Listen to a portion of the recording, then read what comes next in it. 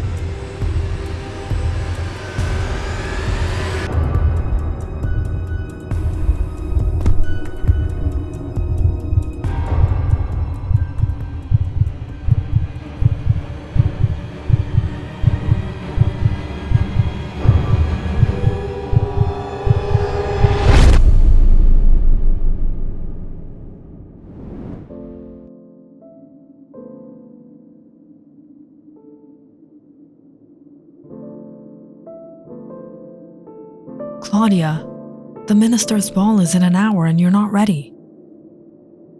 Father, I wish not to go. You must, Claudia. There are people waiting for us. How long will you remain like this? Waiting for someone who betrayed you. He's not going to return. He will. Claudia, don't be delusional. You're young, and I'm counting my days. I wish to leave you in the hands of someone I trust. Father, I will not get married while my husband is away. I don't want to hear it, Claudia. Get ready.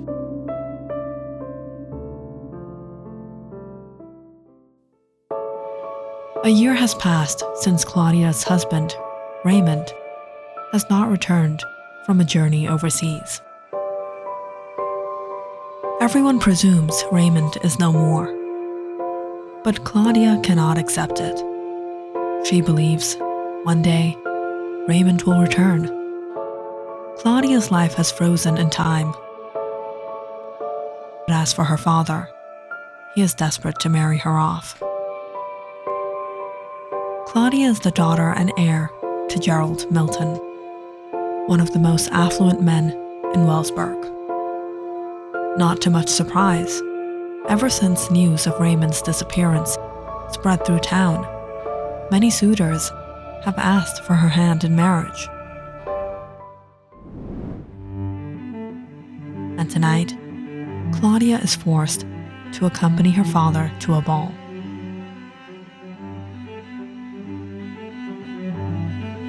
Horace, how are you? Wonderful. It's good to see you, Milton. This is Claudia, my daughter. Beautiful. Claudia was disgusted as the old man stared at her. Her father had gone mad if he thought she would agree to marry him. Finding an opportunity, Claudia slipped away from the party and walked out to the garden. It was a cool night. Claudia took in the breeze as she stared at the starry skies. Suddenly, hearing a noise by the gate, Claudia noticed a man stop by his horse, catching him staring at her. Claudia approached him. "My lady, do you know which direction is Guinevere's market?" 3 miles north." The man stared at Claudia for a while before he took out something from his cloak, a token of gratitude for your help. "Oh, there's no need for that. I insist. It is no mere gift, but a boon for anything you wish." Staring at the strange silver pendant, Claudia took it in her hands. As the man got on his horse, Wait, who are you? A wanderer.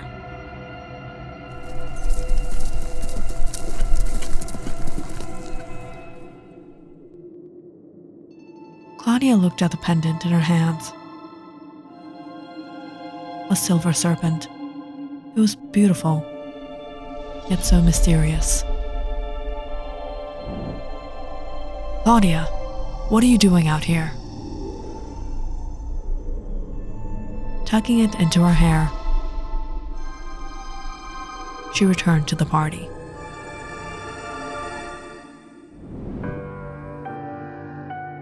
May I have a dance? Unable to refuse Horace, Claudia joined him in the ballroom. She was absolutely abhorred by him staring her down. You are so beautiful.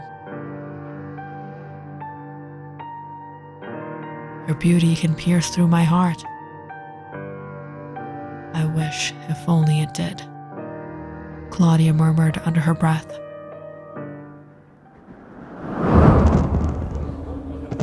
When all of a sudden, the lights in the ballroom began to flicker. A strange breeze encircled the room as everyone began to murmur. What is going on?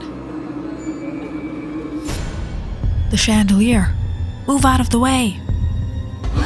Before Claudia could sense what happened, she heard the cracking of the chandelier right above her.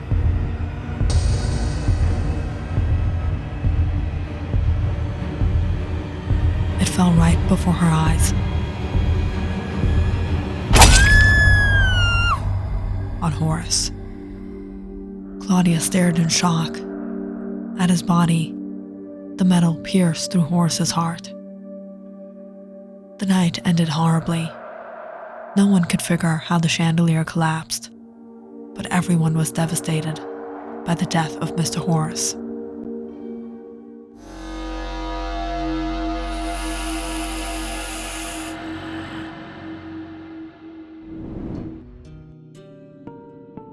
As for Claudia, all she could think about was the man in the cloak and his last words. It is no mere gift, but a boon for anything you wish. I wish, if only it did. Lady Claudia, is there something worrying you? Annie, look at this. Have you ever seen anything like it before? Looks like a charm, my lady. A charm?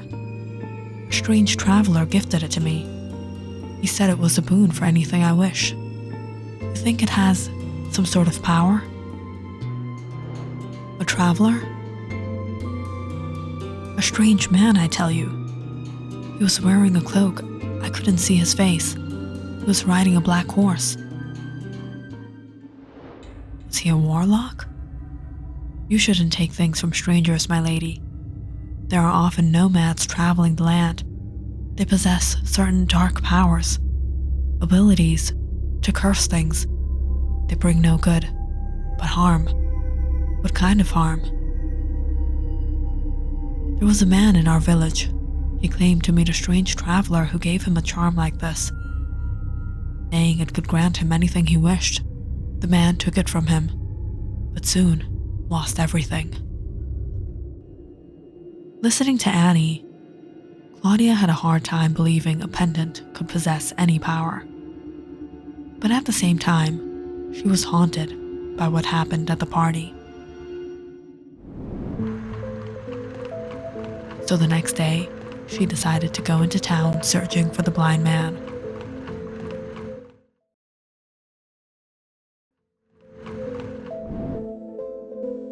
He lives in an old cottage in the woods.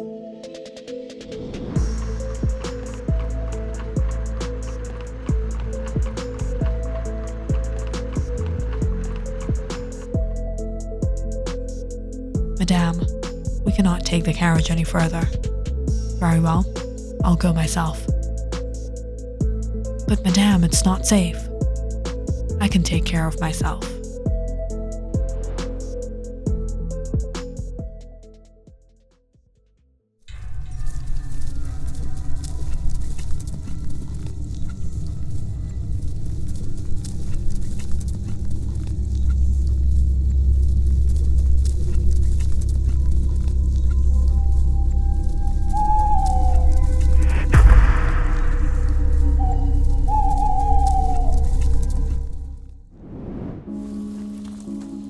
Riding into the woods, leaving town, Claudia soon reached the old cottage.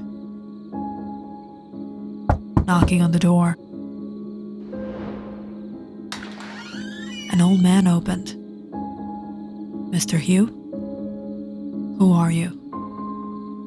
"I'm Claudia Milton. I've been searching town for you. What do you want? What can you tell me about this pendant?" Claudia placed the pendant in the old man's hand.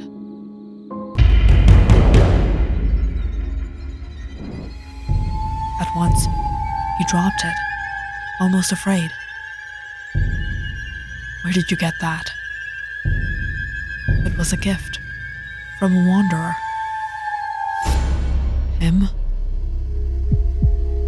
Who was he?" "The man who took what was most precious to me." 20 years ago, Hugh Dalton was struggling to make ends meet, caring for his 2 daughters and wife, while working as a shopkeeper in town. But Hugh was an honest man. He believed in honest living, be it one of hardship. Out of the little he made, Hugh sufficed himself and his family and helped others. It was one night, while Hugh was closing the shop, a strange man stopped with his horse. "Sir, will you be kind enough to offer me a drink?" "Of course." Seeing the traveler's state, Hugh brought him some water and food.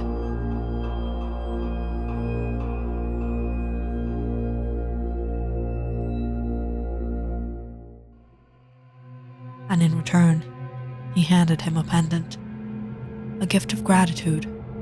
"Make a wish, and it will grant it to you."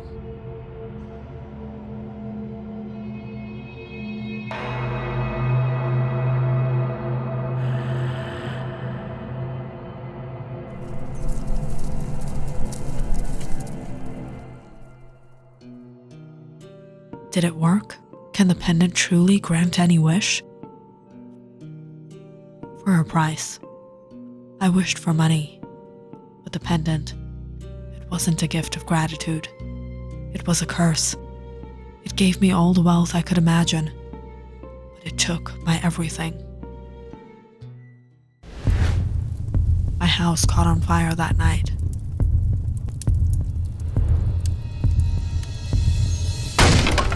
I tried to save them. My daughters, my wife, but I couldn't.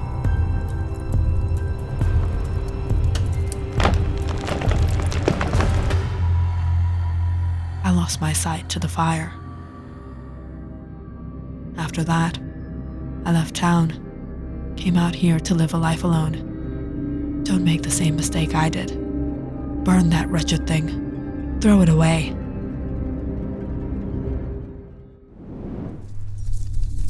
It was near sunset when Claudia left the old man's cottage on her way home. The skies were getting dark as Claudia reached the outskirts of town. She found the driver waiting for her. "Let's go home." Maybe the old man was greedy. Maybe the fire wasn't an accident. Maybe all of this was a coincidence. The night when Horace died, was it really because of my wish? Well, it didn't take any price from me.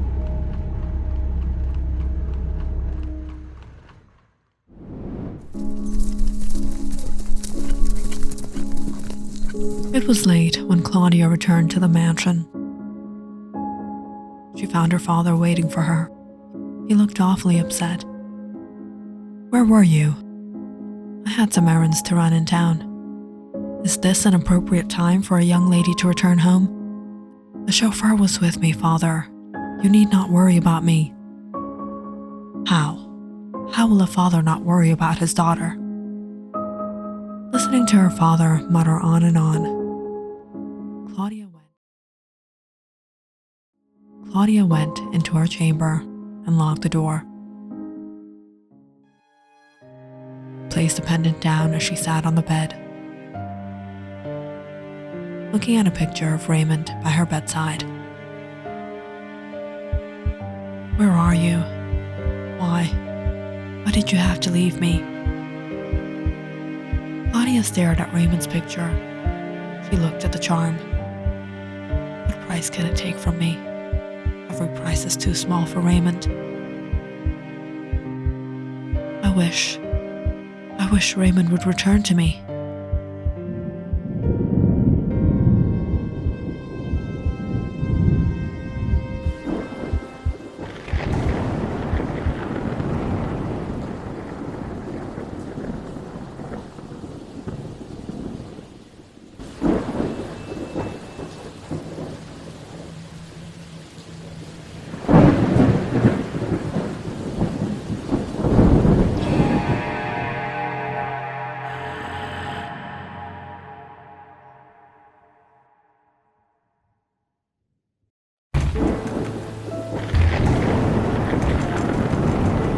It was a rainy, thundering night. Some hours later, Claudia woke up to a loud knock on the door. She got out of bed and left the chamber, startled, hearing a voice she recognized. Claudia, open the door. Raymond? Gerald rushed out of his room, thundered by what he was hearing. He's alive? Claudia stood still, her heart racing as her father unlocked the door.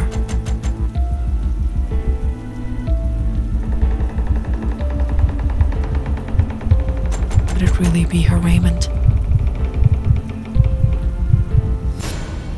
No, it can't be.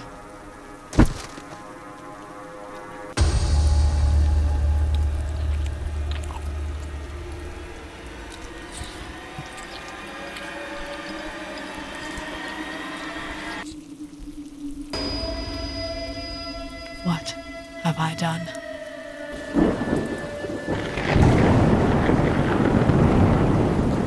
Click on the subscribe button and check out more awesome videos on our channel.